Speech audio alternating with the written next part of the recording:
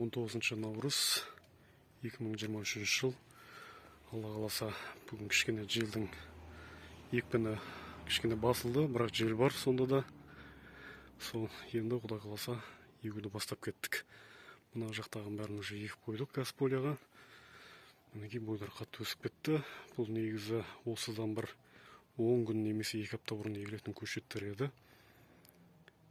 Енді бұйырған көреміз Алла қаласа. Мінекей көшеттердің бойы осындай өсіп кеткен. Бұл негізі осыдан бір 10 күн 2 апта бұрын егілу керек еді. Бірақ ауа райы қараспағаннан кейін амалсыз еге алмай теплица тастадық.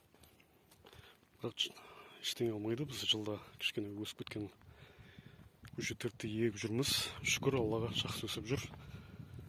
Мына азанда ектік кішкене. Қазір мынандай сымдарын қойып баратыр. Бұл сымды дуга деп айтады, термос деп айтады. Сырты алюмин, іші темір. Бұл баяғыдағы алып қойған сымдар еді. Мінекей осындай где-то бір 40 сантиметрде биіктікте, 30-40 сантиметр биіктікте арасы, сымдардың арасы 2 метрден қойып кетіп баратыр.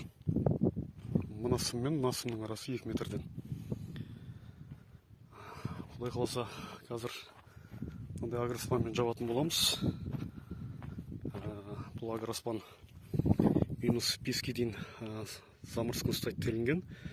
Ені 1,6, ұзындығы 600 метр, плотность 40%. Құдай қаласа егіп жатырық. Бұл енді жылда осындай термос екен, дугамен. Бұл енді жылдағыдан қарағанда кішкене ертерек егіп жатырық.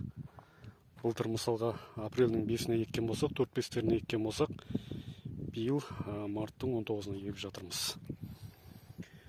Көшеттер осылай жатыр. Ертең мұның түптері ұяланатын болады. Ұяланып топырақ тасталатын болады бір 2 аптадан кейін. Содан кейін ешқандай шөп шықпай әдемі өсетін болады. Осы егіп болған кейін осы шөпті суаратын боламыз. Құдай қаласа Алла диқаншылығымызға береке берсін.